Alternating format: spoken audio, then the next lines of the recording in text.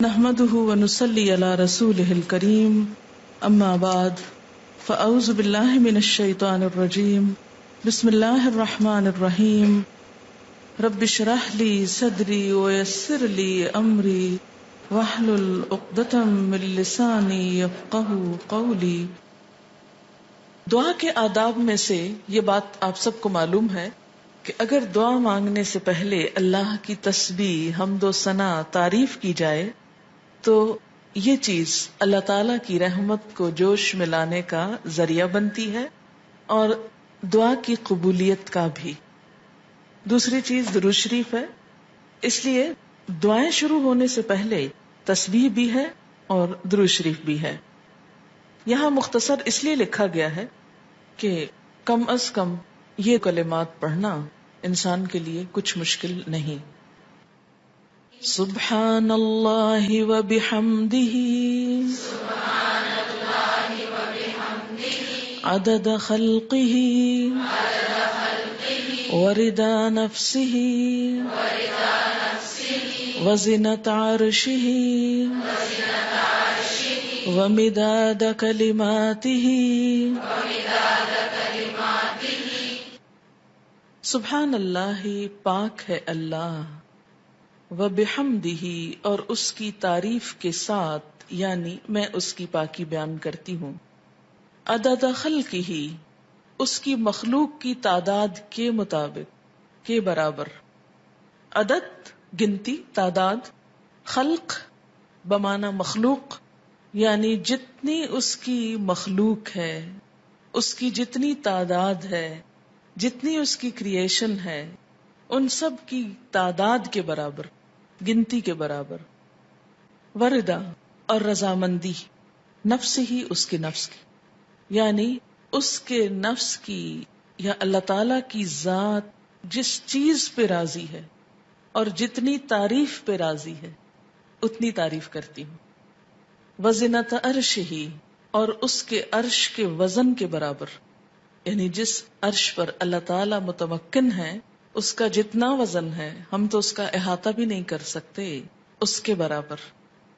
ومداد، اور سیاہی، کلمات ہی، اس کے کلمات کے لکھنے کی، یعنی قرآن پاک میں آتا ہے کہ اگر سارے سمندر سیاہی بن جائیں اور اتنے ہی اور بھی، اور سارے درخت قلمیں بن جائیں اور اللہ کے کلمات، اس کی تعریف لکھی جانے لگے تو سارے سمندر خشک ہو جائیں، لیکن اللہ کی باتیں کبھی ختم نہ ہوں۔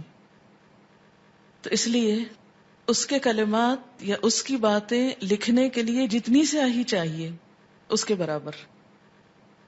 یہ مسنون تسبیح ہے اور بہت ہی خوبصورت، چند لفظ ہیں لیکن ایک بندہ مومن کے دل کے اندر اللہ تعالی کی محبت کے لیے، اس کی عظمت بیان کرنے کے لیے جو اس کے جذبات ہیں اس کی ایک عکاسی ہے۔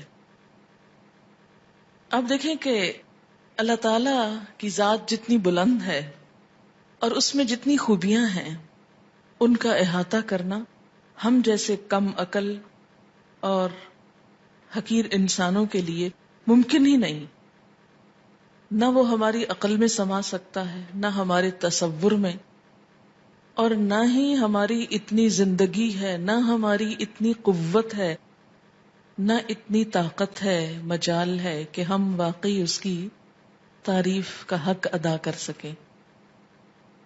اس کی تسبیح کائنات کی ہر چیز بیان کر رہی ہے۔ وَإِن مِّن شَيْءٍ إِلَّا يُسَبِّحُ بِحَمْدِهِ، کوئی چیز ایسی نہیں جو اس کی تسبیح نہ کر رہی ہو۔ وَلَٰكِن لَّا تَفْقَهُونَ تَسْبِيحَهُمْ، لیکن تم ان کی تسبیح کو سمجھتے نہیں ہو۔ سبح للہ ما فی السماوات وما فی الارض، تسبیح کر رہی ہے اللہ کی ہر وہ چیز جو آسمانوں میں ہے اور ہر وہ جو زمین میں ہے۔ جب ہر چیز اس کی تسبیح میں لگی ہوئی ہے تو میری زبان اس کی تسبیح سے خالی کیوں رہے؟ اگر میں نہیں کروں گی تو میری محرومی ہے۔ اللہ تعالیٰ کا تو کچھ بھی نقصان نہیں۔ بے شمار فرشتے صرف پیدا ہی اس لیے ہوئے ہیں کہ وہ اللہ کی تسبیح بیان کریں، اس کی تعریف بیان کریں. اس لیے تسبیح کرنا سراسر خود انسان کے اپنے فائدے کے لیے ہے. اس طرح انسان باقی کائنات کا ہم نوا ہو جاتا ہے.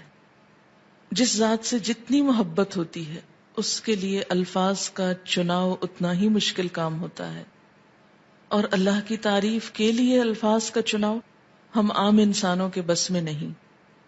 اس لیے ہمیں لازمی طور پر سہارا لینا ہے نبی صلی اللہ علیہ وسلم کے الفاظ کا. تو آپ نے جو الفاظ سکھائے مسنون بھی ہیں اور بہت جامع بھی ہیں. آپ صلی اللہ علیہ وسلم کی یہ خصوصیت تھی کہ انما اوتیت جوامع الکلم، مجھے جامع کلمات عطا کیے گئے ہیں. آپ صلی اللہ علیہ وسلم کی گفتگو کی ایک خوبی تھی کہ کم الفاظ میں بڑی بات کہہ سکتے تھے. تو یہاں بہت کم الفاظ میں بہت خوبصورت طریقے سے اللہ تعالی کی تسبیح بیان کی گئی ہے. تو جب بھی آپ دعا مانگنے لگیں تو اس سے پہلے اگر یہ چند لفظ بول لیں تو دعا کا وزن اور قبولیت اور اس کی خوبصورتی بڑھ جائے گی. اب دیکھیں کہ دعا کے شروع میں اور آخر میں تسبیح پڑھنا اور درود شریف پڑھنا یہ ایسا ہی ہے کہ جیسے کسی کو کچھ دینے کے لیے آپ ایک خوبصورت جیسے گفٹ پیپر ہوتا ہے یا اچھا کوئی برتن ہو سکتا ہے یا کوئی بھی چیز جس میں آپ کوئی چیز ڈال کر دے رہے ہیں. مثلاً آپ نے ایک خوبصورت خط لکھا اور گندے سے انویلپ میں ڈال کے دے دیں تو وہ تاثر کیسا ہوتا ہے؟ درست نہیں ہوتا. اسی طرح آپ اچھی سے اچھی بات کہنا چاہیں مگر الفاظ اچھے نہ ہوں تو اس کے اندر خوبی نہیں آئے گی اچھی سے اچھی بات میں. تو الفاظ کا اچھا چناؤ اور دعاؤں کے آگے پیچھے اللہ کی تسبیح یہ بہت ہی ضروری ہے اور بہت مفید ہے، اور اس سے بڑھ کر جامع الفاظ کم ہی ملیں گے آپ کو. اس لیے ان کو یاد بھی کر لیجئے اور عادت بھی بنا لیجئے. اب اس شعور کے ساتھ جو کچھ ہم نے اس کا معنی سمجھا ہے، مثلاً عدد خلقی ہی، تو آپ سوچئے ذرا کہ اس کی مخلوق کی گنتی. مثلاً کہا یہ جاتا ہے کہ آسمانوں پر جتنے ستارے ہیں اگر ان کو فرضی نام دے دیے جائیں، مثلاً ABCD، تو ان ناموں سے پکارنے میں یا ان کی صرف گنتی کرنے میں 400 ملین سال چاہیے، کیونکہ انسان نمبر ایک تو احاطہ ہی نہیں کر سکتا.